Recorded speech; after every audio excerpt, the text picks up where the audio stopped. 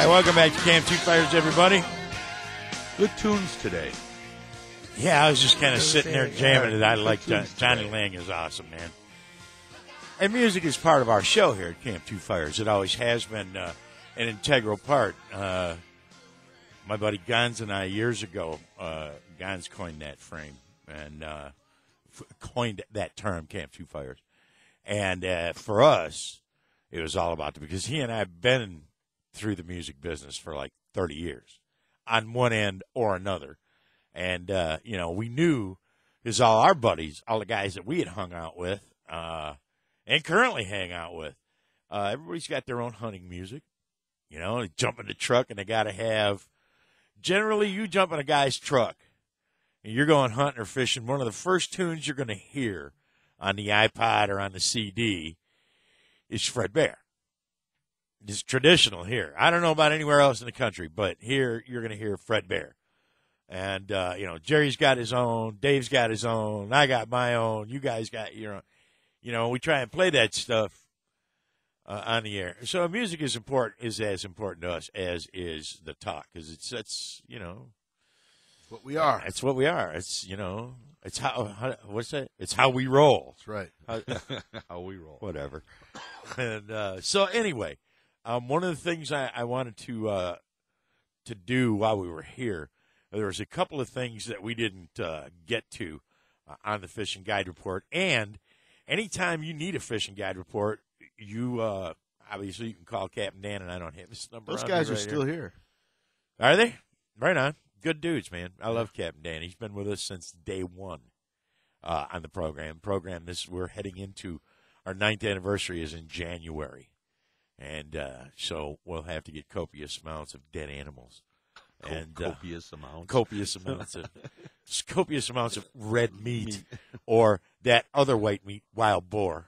And yes, indeed. But one of the things I wanted to tell you was a few other places around the state of Michigan that we missed in the Fishing Guide Report. Sometimes they make it on, sometimes they don't.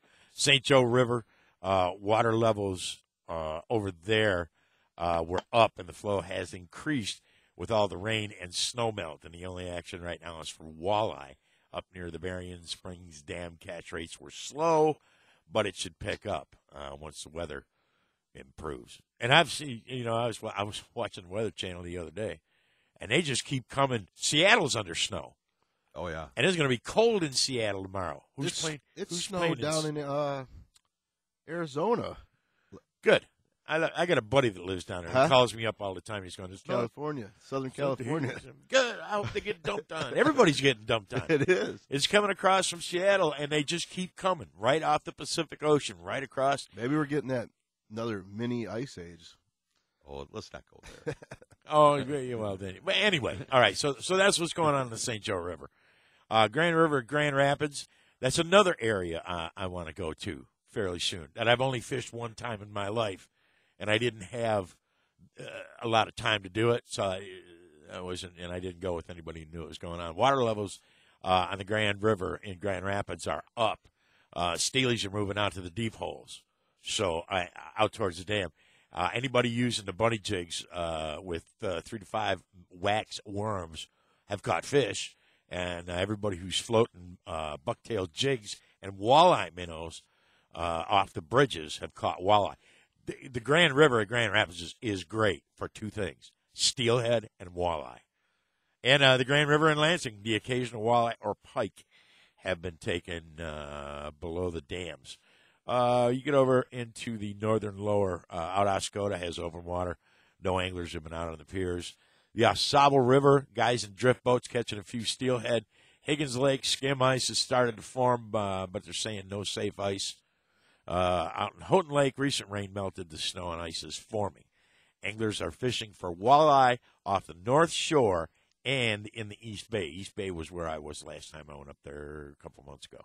Bluegill and pike are being caught in the weed beds right off the south shore. I'm taking this right off the DNR fishing site, and you can get to that at any time by going to camp2fires.com and going to the DNR fishing decal that's on there and clicking on that, and then It'll take you. Mullet Lake is wide open, no ice to report. Crooked Lake was starting. That's another great place for walleye. Crooked Lake ice is starting to form and may support angler traffic by this weekend. Try walleye fishing in the shallow waters only off the north shoreline. And I know right where that's at. Traverse City, both the East Bay and the West Bays have open water. Lake Cadillac has ice. Not too many anglers venturing out yet. Those that do are going to, again, be safe. Stick to the shallow waters. Rain has melted the snow, but that should help the freezing process. It'll be cold up there for the next couple of weeks. Lake Mitchell, some ice. Anglers avoid the deep areas. Fish the weed beds in the coves for pike and bluegill, which is how it was with open water a couple of weeks ago. And, of course, in the Upper Peninsula, they got ice everywhere. But it says Lake Ogeebic, which is another place I want to go this year. They've got slush on the ice, and anglers are catching walleye in the South Bay, but the fish were small. And so there you go. I mean, it's on. Yeah, it is. And I am so, like I said earlier in the show, I have not been hunting or fishing in 3 weeks. And I feel like I need to gnaw my foot off so that I can get out of the trap. I'll tell you, where you live, there's tons of lakes. Where I was thinking public about that access yesterday. You could go and Oh, yeah. all kinds of them. Well, I live out in Livingston County, and there are. Right where I'm at, there's a boatload of lakes. Ton. And you and I are going to have to get out there. We'll talk Chuck into driving out.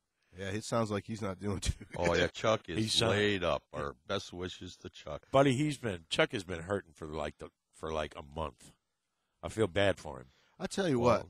I was watching the news yesterday, and there was a doctor on, and he said the number one thing that comes into the hospital's emergency rooms is back problems from people trying to shovel snow. Right. And you need to be careful. You need to get a hold of a 15-year-old, hand him a shovel. That's right. Hand him $20 and say, get with it. Chuck, that's why you had kids, right? Right. Right. Now both his sons, stand there and watch him. Nice job, Dad. Way to go. I shouldn't say that because then he's going to get up and he's going to want to get on the phone and go, what are you talking about? But I don't think he's going to be getting up. He was almost in tears just trying to hold the phone. Man. Well, he's not going to be any good for a couple of weeks. Darn. I'm going to do something. I'm not going anywhere between now and Christmas, but between Christmas and New Year's, I'm going somewhere. Well, we just go borrow. We'll just Even go if I borrow get his lost. shanty. Doesn't he have the shanty? Yeah. We'll just go borrow it. He's got an ice auger, too. All right. All right, he'll do it. I mean, he'll let me use it. Yeah. I'll tell you what. I think his Christmas plans are set. Yeah, he ain't getting up off the couch. Right. I'll tell you what. I can only see the computer screen from across the room. But what was that vehicle called? The Wheelcraft. Wheelcraft. It even looked good. It looked great. And the idea of being able to go out onto the ice and, if the ice breaks and you go through, you're still good. Sure you can finance one. I'm sure. I don't know. But they're, and what was it? He said it ran about $10,000. Yep. But a snowmobile or an ATV is going to cost you, Yeah. $7,000-8,000. But if an ATV goes through or a snowmobile goes through, It's going to keep going. guess what? You're going to find out what the bottom looks like real fast. Yep. And but that was an awesome. I got to get online later and get a close up look at that. Pretty cool looking. I love looking at all the new toys. I really, really, really do. And it's the week. It's the 20th. Today is December 20th. I was telling the boys off the air, I was like, yeah, that's definitely a Tim Allen vehicle. Oh. Hey, listen, we'll open the phone lines next segment. 248-851-1270. 248-851-1270. Go to camp2fires.com. We'll be right back.